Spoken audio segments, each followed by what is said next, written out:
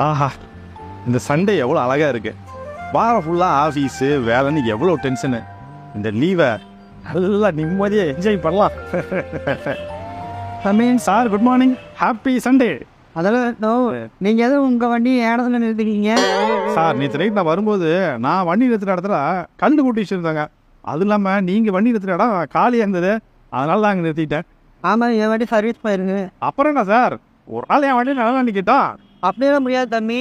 இந்த ஏரியாவில் நான் ரொம்ப வருஷமாக குடிக்கிறேன். அதுவும் நான் சொந்த வீட்டில் குடியிருக்கேன். நீங்கள் இந்த ஏரியாவது 6 மாதம் தான் இருக்குது, அதுவும் வாடகை வீட்டில் இருக்கீங்க. அதனால அந்த நிலமெல்லாம் எனக்கு தான் சொந்தம். அப்படியே நீங்கள் நிறுத்தக்கூடாது. என்ன சார் புது கதையாக இருக்குது? தம்பி இப்படியே பண்ணிட்டு இருந்தீங்கன்னா எனக்கு ஆல்ரெடியே ப்ரெஷர் அதிகமாக இருக்குது சரிங்களா. இதை அப்படியே நீங்கள் டெய்லி நிறுத்திட்டு இருந்தீங்கன்னு வைங்களேன், எனக்கு ப்ரெஷர் ஆகி நான் ஹாஸ்பிட்டலில் அட்மிட் ஆகிறாலும் ஆயிரும். பாருங்க இப்போ எனக்கு ப்ரெஷர் அதிகமாகிட்டு இருக்குது. சரி சரிங்க சார், நான் எடுத்து ஊற்றிடுறேன், நீங்கள் போங்க. சீக்கிரம் வந்து நிறுத்த, ஏனே வெயிட் பண்ணுறேன். சீக்கிரம் வாங்க. வர்றேன் சார், போகிறேன் சார், போகிறேன். எப்படியா நிறுத்தினா தான் வண்டி